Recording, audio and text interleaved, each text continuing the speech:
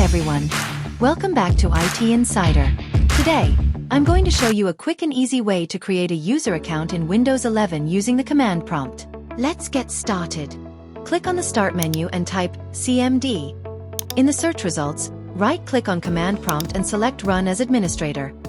This will open the command prompt with the necessary permissions to create a new user account. Now, let's create the new user account. In the command prompt window, type the following command: net user username password /add. Replace username with the name you want for the new user and password with a strong password. For example, net user IT Insider secure password 123/add. Then press enter.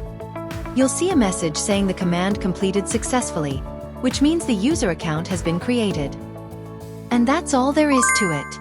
You've just created a new user account in Windows 11 using the command prompt. If this tutorial helped you, please give it a thumbs up and consider subscribing to IT Insider for more tech tips and tutorials. And don't forget to hit the bell icon to stay updated on our latest videos.